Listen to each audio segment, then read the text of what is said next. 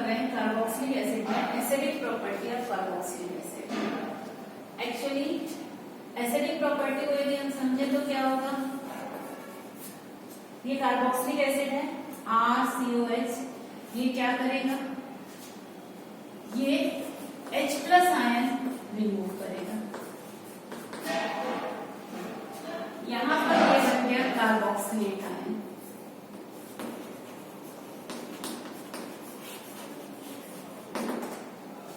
तो एसिड को यदि हमको एक्सप्लेन करना है तो एसिड क्या है, जो H+ आयन होता है। अब बात ये आती है कि कार्बोक्सिलेट, इसमें दो केस हम स्टडी करते हैं। सबसे पहले हम केस 1 देखेंगे। केस 1 में कार्बोक्सिलिक एसिड, इसको हम इस तरह से रिप्रेजेंट कर दें। यहाँ पर नोन है कि ऑक्सीजन पर 2 लोन पेयर होते हैं, इस ऑक्सीजन पर भी 2 लोन पेयर होंगे। यहाँ डबल बॉन्ड है, ये एक सिग्मा और पाई बॉन्ड है। कार्बोक्सिलिक एसिड में सेल्फ रेजोनेंस होगा। रेजोनेंस से क्या होगा, ये पाई बॉन्ड यहां शिफ्ट हो जाएगा, ये पेयर यहां आ जाएगा। इस कंडीशन को यदि अपन एक्सप्लेन करते हैं तो ये क्या होगा, RCO, O पर 6 इलेक्ट्रॉन आ गए नेगेटिव चार्ज के साथ, और यहां पर आ गया डबल बॉन्ड OH, ये बन गया पॉजिटिव चार्ज ऑक्सीजन, और इस पर एक लोन पेयर ऑफ इलेक्ट्रॉन है। ये हमारे पास कार्बोक्सिलिक एसिड की 2 रेजोनेंस स्ट्रक्चर्स हैं। एक्चुअली इन दोनों स्ट्रक्चर को यदि स्टडी करें तो इसमें यहाँ पर कोई चार्ज नहीं, बट यहाँ पर 2 चार्जेस प्रेजेंट है। इस ऑक्सीजन पर नेगेटिव और इस ऑक्सीजन पर पॉजिटिव। इसको दूसरे स्ट्रक्चर को एक्सप्लेन करने के बाद हम समझेंगे। पहले हम केस 2 लेंगे। केस 2 में हम ये देख रहे हैं कि कार्बोक्सिलिक एसिड जो है वो H+ रिमूव करके कार्बोक्सिलेट आयन बनाता है। ये बन गया कार्बोक्सिलेट आयन। अब ये कार्बोक्सिलेट आयन भी रेजोनेंस करेगा, इसमें भी रेजोनेंस होगा। रेजोनेंस होगा तो यहाँ पर 6 इलेक्ट्रॉन हो गए और यहाँ पर 4 इलेक्ट्रॉन हो गए। ये हमारे पास स्ट्रक्चर बना है। इसके बाद रेजोनेंस में क्या होगा, ये नेगेटिव चार्ज इस ऑक्सीजन पर आएगा, डबल बॉन्ड इस पर आ जाएगा। देन हमारे पास जो स्ट्रक्चर ऑब्टेन हुआ वो क्या हुआ, ये आ गया इस पर नेगेटिव चार्ज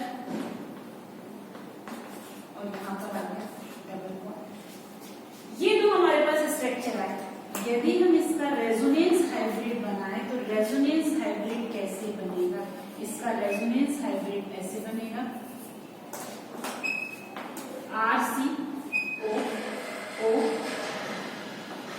और नेगेटिव चार्ज।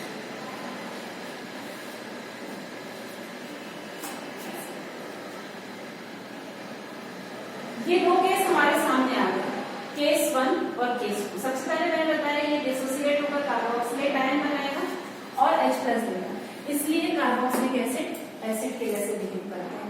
लेकिन इटसेल्फ केस 1 में कार्बोक्सिलिक एसिड ही रेजोनेंस कर रहा है और इस तरह से हमको स्ट्रक्चर दे रहा है, स्ट्रक्चर। दूसरे केस में कार्बोक्सिलिक एसिड डिसोसिएट होकर H+ देगा और कार्बोक्सिलेट आयन बनाएगा। कार्बोक्सिलेट आयन भी रेजोनेंस करेगा, रेजोनेंस से इसका स्ट्रक्चर बनेगा, ये रेजोनेंस हाइब्रिड बनेगा। इंपॉर्टेंट पॉइंट ये है यहाँ पर कि कौन ज्यादा स्टेबल है। तो ये जो स्ट्रक्चर 2 है कार्बोक्सिलिक एसिड का, ये अनस्टेबल स्ट्रक्चर है। यहाँ पर इस पर 2 चार्जेस प्रोड्यूस हो रहे हैं जो स्ट्रक्चर को डिस्टेबलाइज कर रहे हैं। लेकिन यदि ये कार्बोक्सिलिक एसिड डिसोसिएट होकर कार्बोक्सिलेट एनायन बना लेता है, कार्बोक्सिलेट एनायन भी रेजोनेंस हाइब्रिड रेजोनेंस करता है और रेजोनेंस स्ट्रक्चर जब बनाता है तो हम ये देख रहे हैं कि यहाँ पर रेजोनेंस के कारण दोनों ऑक्सीजन पर इक्वल नेगेटिव चार्ज आ रहा है और इससे ये स्ट्रक्चर को स्टेबल कर रहा है। इसलिए कार्बोक्सिलेट एसिड डिसोसिएट होकर H+ आयन देते हैं, कार्बोक्सिलेट अनायन बनाते हैं और कार्बोक्सिलेट अनायन रेजोनेंस करके स्टेबल हो जाता है। तो ये इंपॉर्टेंट पॉइंट है कि कार्बोक्सिलिक एसिड एसिडिक प्रॉपर्टी क्यों शो करते हैं।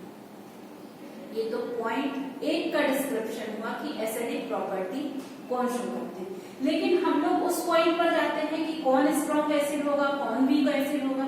तो यहाँ पर ये आते हैं कि जो इजीली H+ आयन दे देता है वो स्ट्रॉन्ग एसिड है, जो आसानी से नहीं देगा वो वीक एसिड है H+ आयन। पर कैसे आइडेंटिफाई करेंगे कि कौन स्ट्रॉन्ग है और कौन वीक है, इस पॉइंट को अब हमको डिस्कस करना है। तो सबसे पहले इसको नोट कर लो, फिर हम अगले पॉइंट पर आते हैं। तो कार्बोक्सिलिक एसिड होते हैं क्योंकि ये H+ आयन देते हैं और H+ आयन देकर जो कार्बोक्सिलेट आयन है वो रेजोनेंस करके स्टेबलाइज हो जाता है। अब यहाँ पर पॉइंट आता है, हमको 1 बाय 1 ये पूरे सारे क्वेश्चंस हैं, इनके हमको एसिडिक ऑर्डर देखने हैं।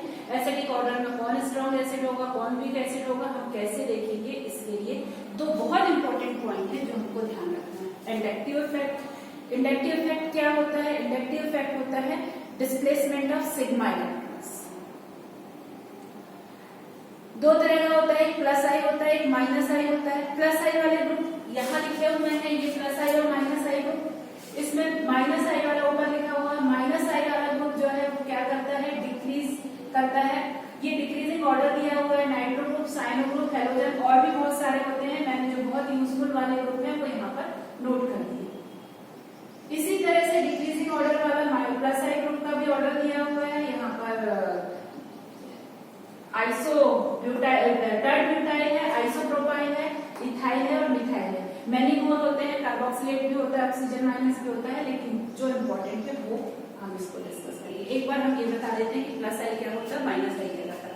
+I क्या करता है, यदि कोई ग्रुप है, मान लो यहाँ पर ये कार्बन है, इस कार्बन से ये +I वाला ग्रुप लगा हुआ है, ये हमारा +I वाला ग्रुप है। ये क्या करेगा, इस इलेक्ट्रॉन को कार्बन की तरफ पुश करेगा। ये +I ग्रुप का काम है। दूसरा ये है कि यदि कोई -I वाला ग्रुप कार्बन से जुड़ा हुआ है तो -I वाला ग्रुप क्या करेगा, ये इलेक्ट्रॉन को अपनी तरफ, इस इलेक्ट्रॉन को अपनी तरफ पुल करेगा। जब ये पॉजिटिव चार्ज वाला ग्रुप यानी ये +I वाला ग्रुप अपनी तरफ ये इलेक्ट्रॉन को पुश करेगा तो इस पर इलेक्ट्रॉन डेंसिटी को इंक्रीज करेगा। मतलब किस पर इलेक्ट्रॉन डेंसिटी इंक्रीज होगी, कार्बन पर। यदि -I वाला ग्रुप लगा होगा तो कार्बन पर इलेक्ट्रॉन डेंसिटी क्या हो जाएगी, डिक्रीज होगी। इस बात को ध्यान रखेंगे तो हम एसिडिक कैरेक्टर को बहुत अच्छे से समझ जाएंगे। अब आता है इम्पोर्टेंट पॉइंट। आप और सिंपल वे में समझ लो, जितने यदि बहुत जल्दी फ्रिक्वेंटली याद नहीं हो रहा है हमको तो हम ऐसे समझ लें कि कुछ बहुत कॉमन ग्रुप हैं, जितने ज्यादा कार्बन उतना ज्यादा +I, ऐसा समझ लें। और बाकी -I में जो बहुत कॉमन ग्रुप है, नाइट्रो, साइनो और हेलोजन, उसको ध्यान रखें। हेलोजन में भी हमको ये ध्यान रखना है कि किसकी, हेलोजन में क्लोरीन, ब्रोमीन, आयोडीन होता है, तो किसकी इलेक्ट्रोनेगेटिविटी सबसे ज्यादा होती है, तो सबसे ज्यादा इलेक्ट्रोनेगेटिविटी होती है फ्लोरीन की। इसलिए सबसे ज्यादा -I जो है वो कौन शो करेगा, fluorine. Fluorine is greater than bromine, is greater then iodine. ये किसके लिए ऑर्डर हो गया, ये अपना ऑर्डर हो गया हेलोजन के लिए। यहाँ पर ये पॉइंट भी हमने समझ लिया। अब एक और बहुत इंपॉर्टेंट पॉइंट है, उसके बाद हम उन ऑर्डर्स पे चलेंगे जो कि बहुत कॉमन है, एग्जाम के क्वेश्चंस हैं, इसलिए कि इसी तरह के क्वेश्चन BSc क्लासेस में या 11th-12th में भी बहुत ज्यादा पूछे जाते हैं। क्योंकि जो इलेक्टिव इफेक्ट है वो इंडक्टिव इफेक्ट जो है वो क्लास 11 से चालू हो जाता है, इसलिए अभी तो बहुत सिंपल वे में ये समझ लीजिए कि एसिडिक प्रॉपर्टी का लेक्चर 1 ही है ये। और फिर डीपली जाएंगे तो और भी बहुत सारी चीजें, इसमें बहुत सारे कॉजेज आते हैं जिसको के एक्सप्लेन करेंगे। यहाँ पर pKa वैल्यू का ध्यान रखना है। pKa इक्वल्स टू होता है -log Ka। जैसे pH equals to -log H होता है, वैसे ही pKa वैल्यू होती है। ये एसिडिक और बेसिक एसिडिटी और बेसिसिटी के लिए यूज की जाती है। तो एसिडिटी के लिए pKa वैल्यू होती है और बेसिसिटी के लिए pKa वैल्यू होती है। pKa equals to -log Ka। तो pKa इक्वल्स जब यदि इंक्रीज होता है मतलब कि एसिडिटी डिक्रीज होती है, यदि K इंक्रीज होता है मतलब कि एसिडिक ऑर्डर इंक्रीज होता है। अब यहाँ पर आते हैं हम अपने क्वेश्चन को 1 बाय 1 डिस्कस करेंगे। इसमें हम ये देख रहे हैं कि यहाँ पर कार्बन से सिर्फ हाइड्रोजन अटैच्ड है। ये ना तो +I डालेगा ना -I डालेगा, लेकिन ये CH3 अटैच्ड है, ये प्लस आई ग्रुप प्लस आई फ्रेंड डालेगा, ये प्लस आई डालेगा, ये प्लस आई फ्रेंड डालेगा। कार्बन नंबर्स यहाँ पर इंक्रीज हो रहे हैं, कार्बोक्सिलिक ग्रुप तो हमारा सब में एक साथ कॉमन चला जा रहा है, इसमें तो कोई चेंज हो नहीं है। लेकिन प्लस आई ग्रुप यदि कार्बोक्सिलिक ग्रुप से जुड़ा है और प्लस आई इफेक्ट इंक्रीज होता है तो एसिडिटी इंक्रीज होता है। इसको ऐसे समझें कि ये इस कार्बन पर जो भी ये ग्रुप होगा, आर ग्रुप से जो भी अटैच होगा, इस ये आर ग्रुप की ही ये इंपॉर्टेंट प्रॉपर्टी है कि आर ग्रुप यदि कार्बन पर जो इफेक्ट डालेगा उससे यदि वो नेगेटिव चार्ज को इंक्रीज करेगा तो उसको एसिडिटी को डिक्रीज करेगा। ऐसा ग्रुप जो कार्बन पर नेगेटिव इलेक्ट्रॉन डेंसिटी को इंक्रीज करेगा वो इसके एसिडिक नेचर को डिक्रीज करेगा, और ऐसा ग्रुप जो इलेक्ट्रॉन डेंसिटी को डिक्रीज करेगा वो एसिडिक नेचर को इंक्रीज करेगा। अब हमने यहाँ समझ लिया है कि प्लस आई इलेक्ट्रॉन डेंसिटी को इंक्रीज कर रहा है, मतलब कि एसिडिटी को डिक्रीज कर रहा है। माइनस आई इलेक्ट्रॉन डेंसिटी को डिक्रीज कर रहा है, मतलब कि एसिडिक नेचर को इंक्रीज कर रहा है।